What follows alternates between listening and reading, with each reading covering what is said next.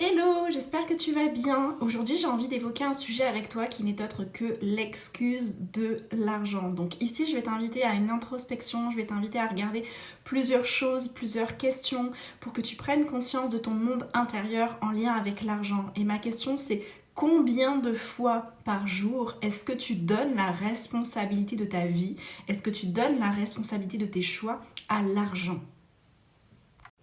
C'est simple, l'excuse de l'argent, c'est vraiment dans le top 3 des excuses disponibles à tout moment pour les humains.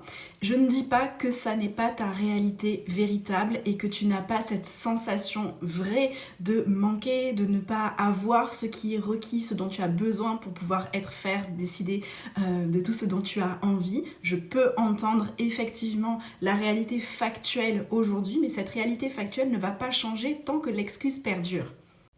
Parce que ce qu'il se passe en fait quand on met l'argent comme la source de nos choix, donc si tu t'entends dire régulièrement « je ne peux pas parce que blablabla en lien avec l'argent », eh bien ce que tu es en train de faire c'est de te rendre victime de l'argent. Comment est-ce que tu te sens déjà quand j'évoque cette notion de devenir victime de l'argent ? Où est ton pouvoir personnel à ce moment-là ? Où est-ce que toi, tu as de la puissance et du pouvoir pour choisir ta vie ? Ou est-ce que tu la mets à l'extérieur ? Et du coup, il y a de fortes chances qu'au fond de toi, tu détestes l'argent. Mais c'est normal et c'est basique parce que du coup, tu as mis l'argent comme quelque chose étant supérieur à toi et du coup, tu t'es mise en position inférieure à l'argent. Donc si l'argent décide pour ta vie, si c'est l'argent qui a le pouvoir et qu'il ne te permet pas ce que tu désires, alors forcément, tu rentres en conflit, tu rentres dans une lutte avec l'énergie de l'argent, mais qui n'est autre qu'une énergie qui est neutre et qui est une énergie qui, à la base, a été construite pour être une contribution. À la base, c'est censé nous contribuer.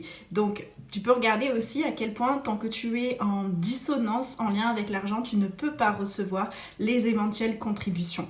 Et aussi, mon invitation, c'est vraiment à reprendre le pouvoir de tes choix, à reprendre le pouvoir sur ta vie. Donc aujourd'hui, j'ai envie de t'inviter à t'amuser, à choisir. Tout ce que tu choisirais si tu avais l'argent disponible en quantité suffisante, en quantité abondante et exponentielle. Pour reprendre ton pouvoir créateur, c'est simple, en fait, ça va passer par le pouvoir de ton choix, le pouvoir de tes choix.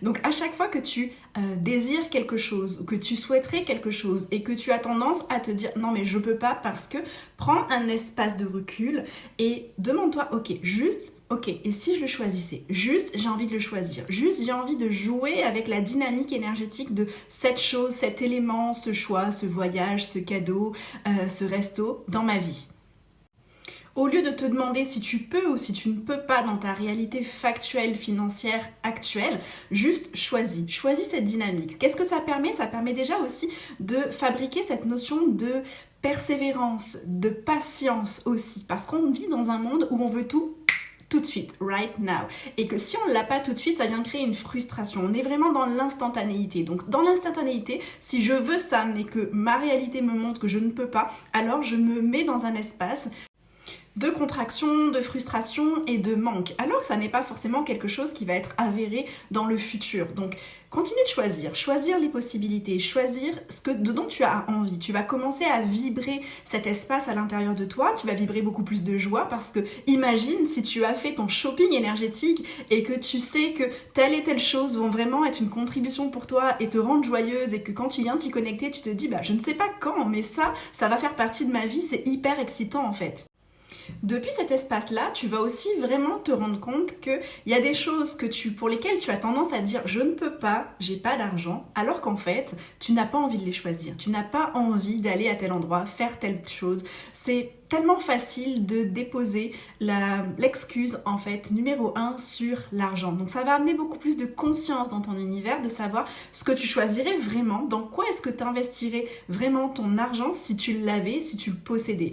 Et donc, de te ramener donc à un espace de conscience financière. Parce que souvent on se dit, je vais m'occuper de mon argent lorsque j'en aurai davantage. Mais c'est comme de dire, je vais aller à la salle de sport lorsque j'aurai enfin des abdos. Ça n'a absolument aucun sens. Donc tu vas devoir effectivement t'occuper d'être beaucoup plus clair avec ta gestion financière aujourd'hui si tu désires en avoir plus dans le futur. En ce sens, tu reprends pleinement ton pouvoir, tu n'es plus dans une notion de victimisation avec l'argent et l'argent va arriver.